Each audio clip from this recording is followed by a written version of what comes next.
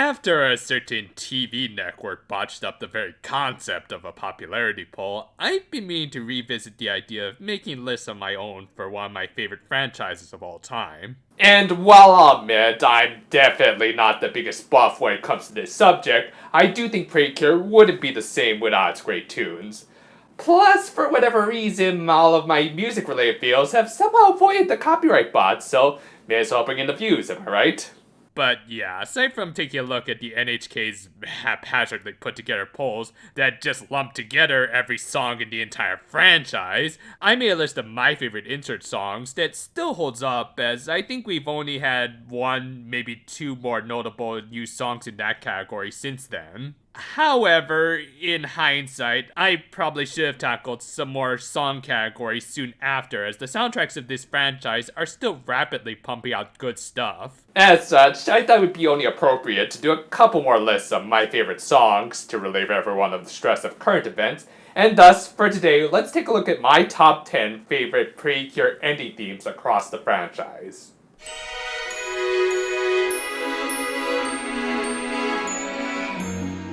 To me, an ending theme in any anime, not just Precure, should act mostly as a stress reliever, bring us down from whatever engaged us in the show proper, be it intense action, uproarious comedy, or even a combination of those two. In Precure's case, it also has to include an addictive as all hell dance sequence of some sort, often choreographed by one Ken Maeda. Spoilers, a lot of this guy's stuff is going to be on this list.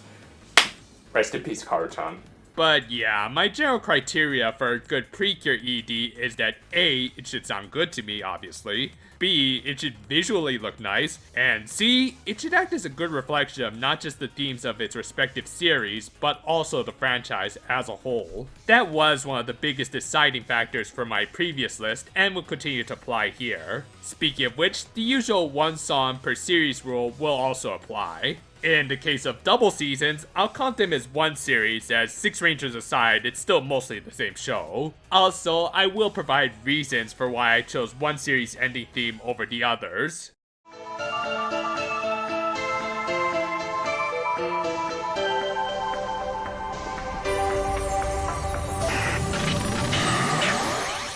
Just as a little reminder, this is my personal list, and of course I don't treat it as anything absolute, so if you guys have your own list, feel free to leave them in the comments below and everything. I obviously say that because this first one might be a little controversial.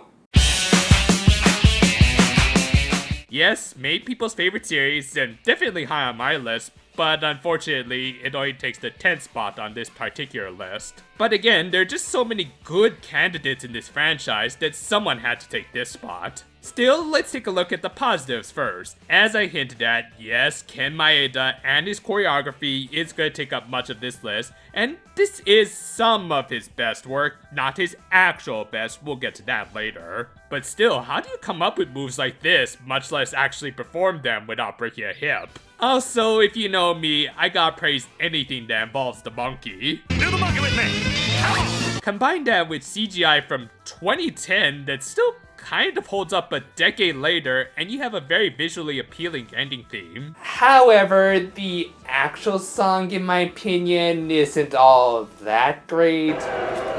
Hear me out. Yes, I will admit, it's a catchy tune, and something that would undoubtedly put me in a good mood every time I just heard the first few chords of it. The lyrics reflect the season's themes of fashion and maintaining an optimistic attitude even through the most difficult of times. Thus, it's just a pity that the melody can't remain as consistently upbeat. I don't know, the instrumentals just lack a certain energy to them that just doesn't quite work for me, except for maybe during the fashion part of the song, but even then, the transition into that, as well as the next part of the song, doesn't quite flow right to me. I think it's still a very fun song that can be enjoyed, just not appreciated as much, if that makes any sense. I will say, I do prefer it over Tomorrow's Song, which, while having arguably much more impressive CGI and just as good dancing, it also has a Christian choir. I mean, I get that one of the lyrics is Hallelujah, but did they really have to take it that far? I mean, you know what, never mind, let's just move on to the next one on the list.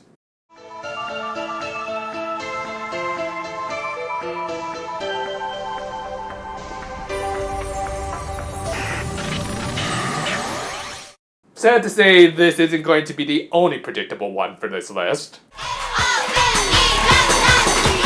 Yes, I'll admit there is some nostalgia bias here, not just because this is the OG Precure, but man, do I miss some of these early 2000 chords. There's just a special energy to these kinds of out-of-tune yet fun beats that are hard to describe and yet so charming that I kinda pine for them. Or maybe I'm just an old man who's too attached to the good old days. Who knows? Point is, I really like how it sounds and even kind of find the visuals appealing. I mean, yeah, it's just the entire cast of the show doing one of the weirdest looking struts I've ever seen.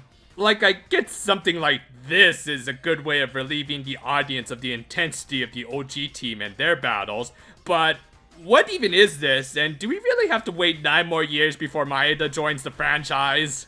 But you could also chuck all this up to a case of growing pains, as obviously the franchise was still finding its identity, and in fact it wasn't even really going to be a franchise until the toy execs got the sales numbers back. In that sense, it has a charm all its own, which does make me appreciate more than the later Max Heart ADs. Sure, they have a little more animation, not a lot more, but I also think the lyrics of this song better express the very teenage issues of Nagisa and Honaka, who also have to balance out their work as Precure. It's also worth mentioning this is the only Precure ending theme to be used over the course of an entire year, though they did switch out the villains halfway through and yeah, this earns the 9th spot. It has aged a little, but you always have to show appreciation for where it all started.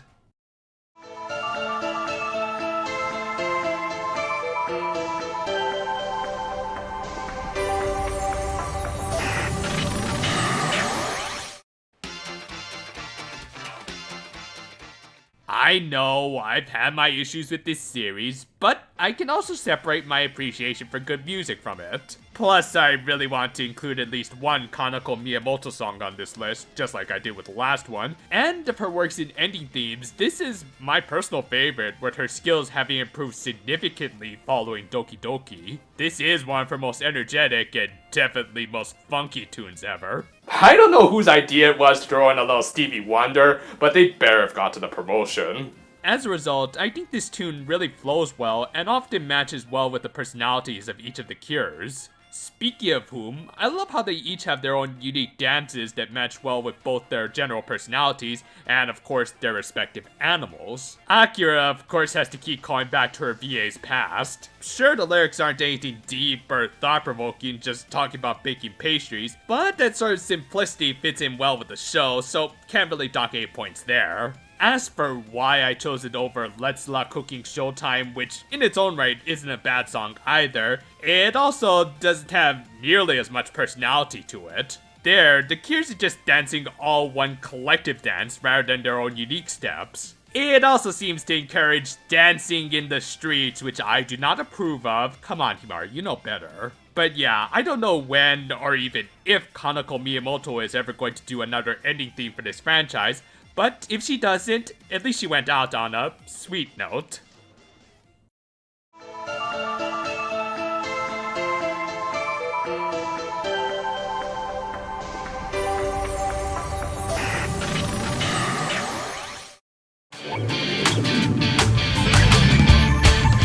Back to Maeda we go with the last of the Yomezawa era, and a song that tells you its title within the first verse. And just like the series it accompanies, it's brimming with personality. There's just so much going on here, like the little background videos that gives everyone's names, general traits, and for whatever reason, all seem to be interconnected. I especially love how Yayoi gets a little embarrassed when she turns around to see her other self being totally adorkable. There are just all kinds of little details like this that encourage multiple viewings. This is on top of the fact there are 5 different versions of the first few seconds for each of these cures. And yet again, Yayoi steals everyone's attention thanks to the added detail of her having a bruised nose after falling on her face. I swear, these yos must hold secret meetings or something to figure out how they can become the most popular characters in their shows. But yeah, visually, this is a spectacular ending which reflects the personalities of the show's heroines very well. Now, I will say, I was probably the most conflicted between choosing this or Mankai Smile, which also had multiple versions of its opening sequence. All of them proving to be very entertaining and even showing us a little more of each of the main characters' personalities. Both have equally good songs, highlighting the show's themes about positivity, but I do think the first ending theme edges it out just by a small margin thanks to having some amazing lighting in these sequences and the aforementioned little touches I mentioned. Just like the show it's attached to, this ending's quality is all determined by the little details and overall great execution. Yay indeed for this team. イエーイさあアリーナも一緒にイエーイって合唱じゃねえ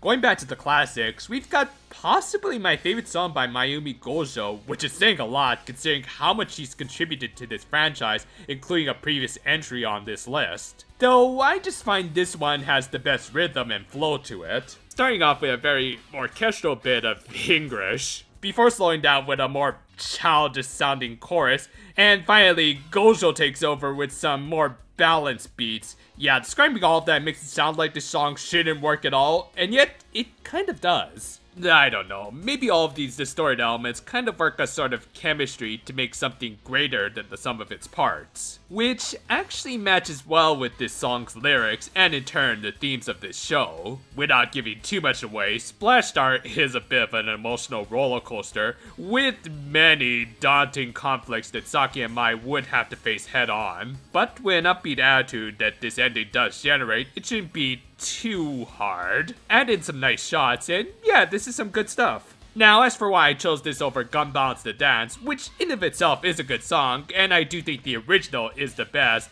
I would chalk this up to the law of diminishing returns. Like seriously, at least Dance Infantai sticks to the OG related works, so why does this song have 3 different versions for 2 different teams? Thus, for being its own unique production, I have to give this one to the ending with the most delightful bit of English ever.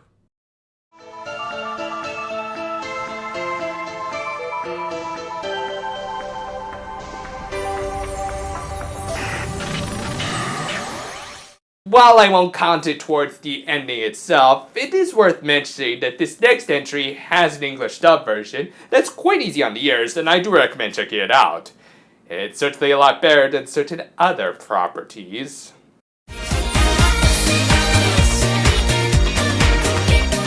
Of course, something from Maeda's debuting series had to be in the top 5. And unsurprisingly, for a series where dancing played a very significant part in the show, this was some of his best work for the longest time. I do think 1 did eventually surpass this, hint hint, but there's no questioning a lot of care and motion capture went into this one. I especially love this little wave they do. That is both kind of cute and yet a rather complex little maneuver. But yeah, since this was the second ending theme of the series, Setsuna was added in, and while the show itself did kind of shine a little too much spotlight on her after she became Passion, she is actually a rather welcome addition to this little troupe by evening things out. I get the feeling pairing her up with Miki was completely intentional. But yeah, the dancing here is great, and honestly I kind of wish we were focused in on them a little more just to see all of the little details. But I guess it might have been a limitation of the technology at the time or something. Onto the song itself, it's quite the enjoyable, kind of jazzy little tune,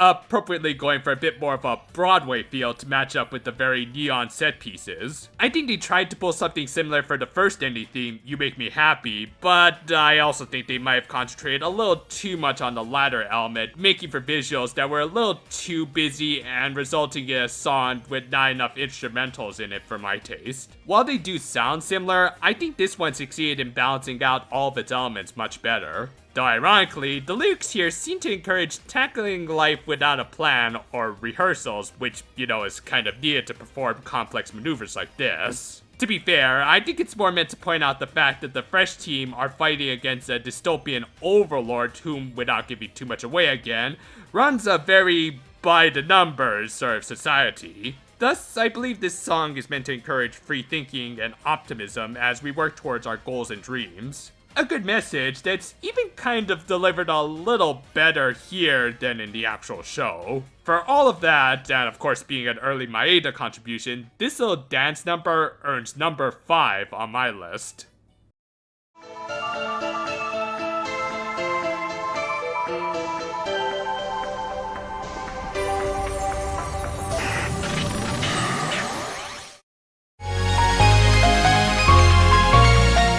Yeah, I know this is an overall favorite for many fans, and I do agree at one point.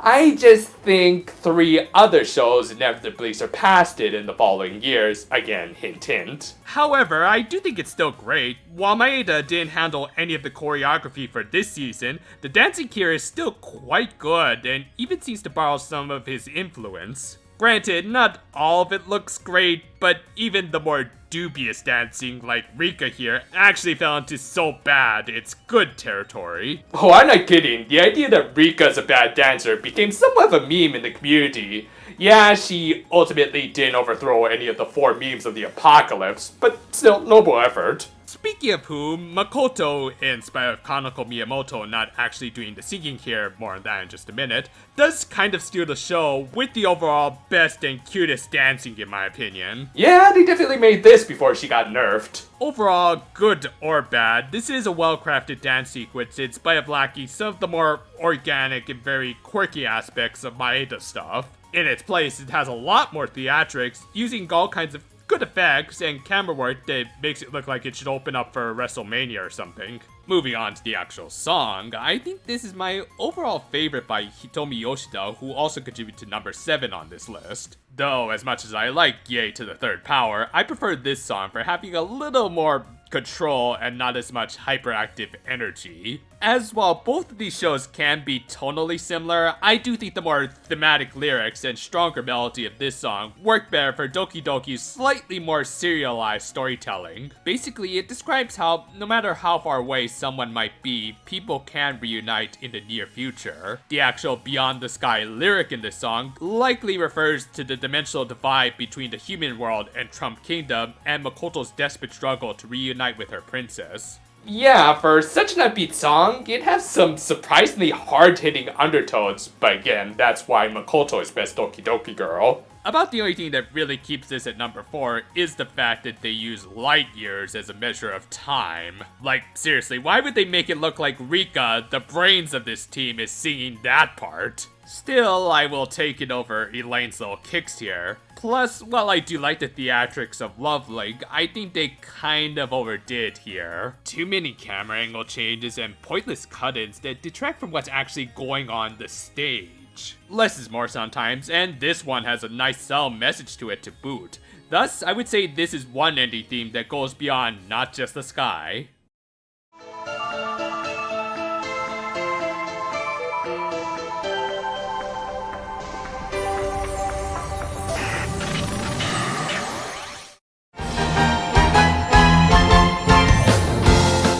Thus, we get the first and only Rie Kitagawa ending theme for this list, as she only did ending themes for Princess before moving on to openings, which is a list for another day. Though it's also kind of a shame because while I do like her openings, her voice does kind of have a soothing quality to it that's more suited for ending themes in my opinion. And considering this was a season all about princesses and their refined beauty, it was pretty much a perfect match. The fact that she also had to sing 4 different special verses for each of the cures shows how much of a good worker she is, so hopefully one day she'll be able to return to the other side of the theme songs. But yeah, again, we have an ending theme with multiple versions, but this time with special lyrics featuring each of the cures giving a little bio of themselves. Basically, they talk about their motifs, as well as a little bit about their story arcs. Toa's probably hits the hardest because she basically talks about her guilt over becoming Twilight, and yet developing the resolve to atone for her sins. いい話じゃない。感動してる場合じゃないわよ。 And at the end of each of these verses, the Cures express their determination to work towards a better tomorrow, so yeah, based on lyrics alone, this definitely earns top marks. What's keeping it from going beyond number 3 is unfortunately the visuals. Oh, don't get me wrong, while I do have issues with them, I overall kind of like the CGI they use here. It's obviously the same type they used for one of the segments for this season's Halloween movie. This tech resulted in some very nice colors in my opinion, and definitely some of the best facial expressions we've ever gotten in CGI form for this franchise. Like seriously, look at that amazingly smug face on Toa. I know I just talked about her trying to make amends for her time as an antagonist, but are we sure there's not a little bit of Twilight left in there? However, as we can also see in the movie, animating actual body movement seemed to be a really difficult task for the animators, resulting in simpler, more streamlined action there, and dancing here. And if I haven't made it obvious yet, I kind of like good dancing in my Precure EDs, and while this stuff certainly doesn't look bad, the fact that we're getting an unironic reprisal of the Rika dance isn't a good sign. Still, the dancing that we did get is incredibly smooth here, and as I said, the faces here are amazing, so it's a bit of an even trade-off in my opinion. And again, while I do have my reservations with this CGI, it still looks leagues better than Dreaming Princess. Like, I swear, I think I can see some clipping, and why is their hair so stiff? Also, the lyrics are nothing special, basically going down the Disney Princess checklist, and the melody just goes all over the place, sometimes sounding like pure classical and then switching to pure pop. Meanwhile, this ending kind of goes for more of a combination of the two music genres without awkwardly switching between the two, making for some appropriately gorgeous and grand sounding tunes. Whatever path these girls end up going down, at least they'll have some awesome chorus backing them.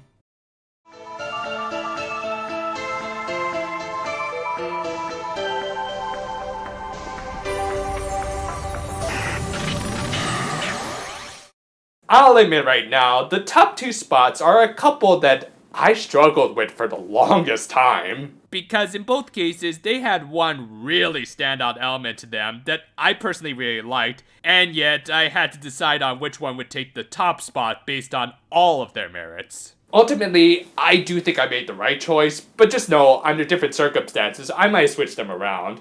But in any case, let's take a look at the very close runner-up.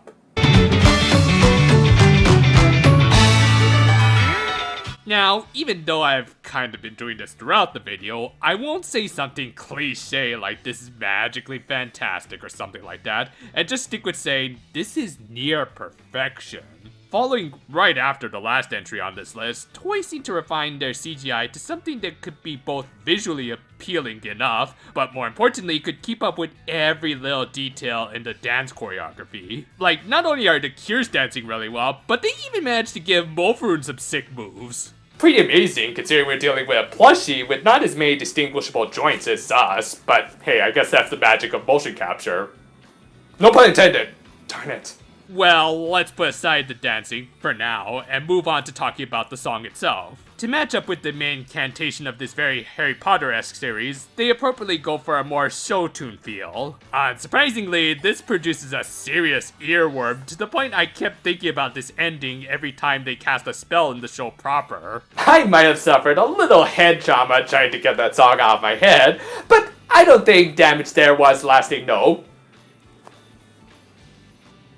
Anyway, it sounds great, and while the lyrics aren't that inspiring, and not even strongly connected with the actual series, only really sort of highlight the obvious themes of magic and teamwork, they're still really fun and playful, just like the tune itself. Yeah, sure, turn a star into candy, I'm sure that won't cause any damage. Then again, there might be a few of those in the Hoshizora galaxy. This song also has the distinction of being the first in the franchise to be sung by the main characters of the show, which, considering how many Japanese voice actresses tend to also be good singers, I'm surprised it took them this long to pull the trigger. Even more surprised Doki Doki didn't receive the honor. But yeah, I really appreciate that aspect, as it helps give this song stronger ties to its series. Thus, you might be wondering why I chose this over the second ending theme, Magic Aladomo, which saw the addition of Kotoha's actress to the vocals. And don't get me wrong, I absolutely love Saori Hayami's voice, my Caldia should be proof enough of that, but there are just a few other elements that kind of hold it back for me.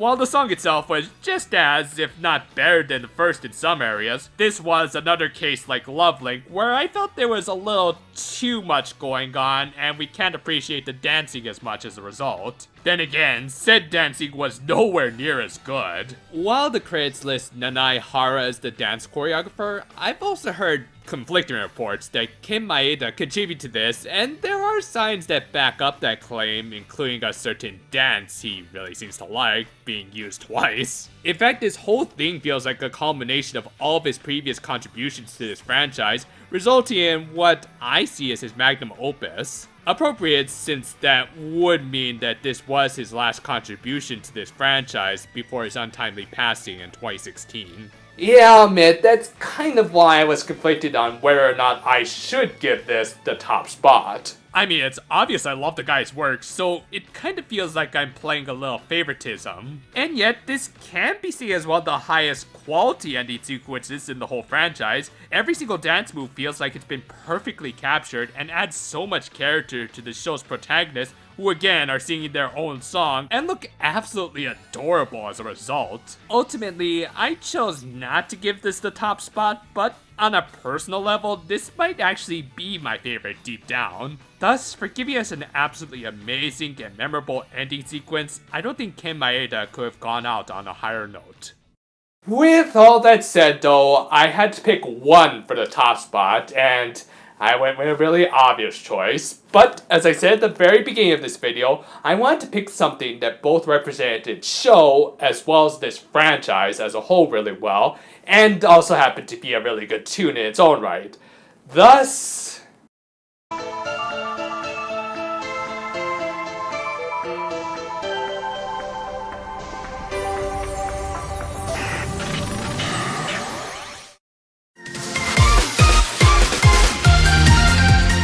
yep, I went with the most recent series at the time of this recording, and one that doesn't even have a second ending theme yet. However, I honestly doubt it'll be able to top this one. Everything from the melody, the lyrics, and yes, the dancing is some of the best in the franchise. Now, of course, that's not to say it has the absolute best of some of those elements, just the most solid mixture of all of them. But yes, just so that I can hopefully prove I don't have a recent show bias, let's go through each of those elements. Now yes, the dancing doesn't have anything on the last entry's level, even kind of incorporating more of them little kicks, but at the same time, I don't find them quite as intrusive as Doki Doki's second ending. For one thing, they at least match with the beat better, and the little touch of them dancing with their product placements helps to change things up. In fact, throughout this sequence, they make good use of their little plastic tambourines with movements that I think might symbolize the changing seasons. They start with an energetic summer, a downplayed autumn, a relaxed yet focused winter, and finally a rejuvenated spring. As someone who has practiced Buddhism, I personally really appreciate the natural symbolism that I think is really well incorporated here. In fact, all of the visuals and camera work are well matched with the dancing so as to tell a little story of the passing time and how these three superheroines will always be by our sides the entire way. The CGI here, of course, has the advantage of being the most advanced of the franchise so far, allowing for a lot of movement yet still very expressive faces on the Precure. So, while the dancing is nothing spectacular, how it matches up with all the visual cues helps to tell a really engaging little story in of itself. Of course, such a story would be pointless if it didn't have the proper words to go with it, which this song certainly delivers in spades. Appropriately, the lyrics highlight the Precure's connection to nature since it is a thing they're constantly trying to protect. However, it's not just them who are supposed to protect this world, as they also seem to highlight all of our contributions to this little planet. Yes, while many Precure songs naturally try to connect with their audience, this is by far one of the most direct examples of such, with even the title suggesting it, Link Ring.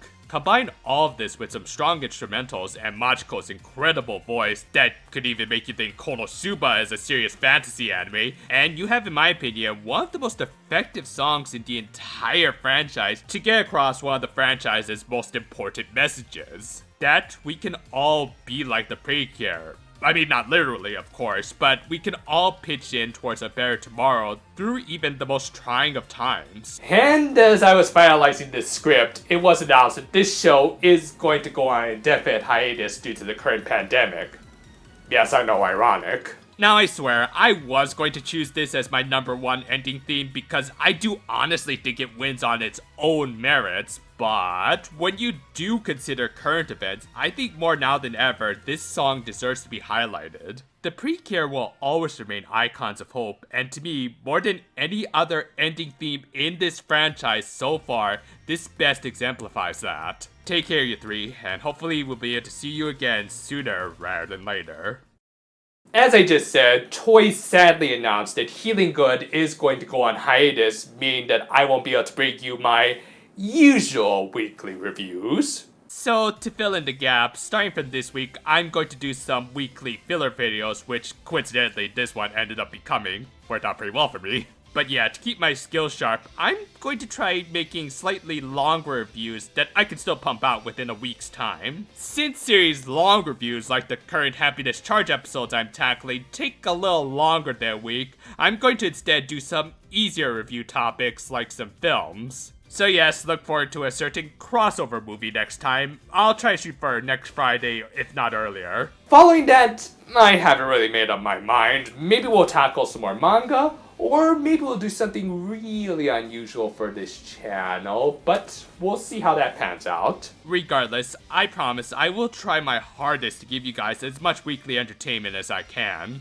I'll say right now, I might not always be able to pull it off, but I'll do what I can. These are tough times, and I know you guys need the entertainment, so I'll provide what I can. So until next time though, farewell for now my friends, and... what the heck.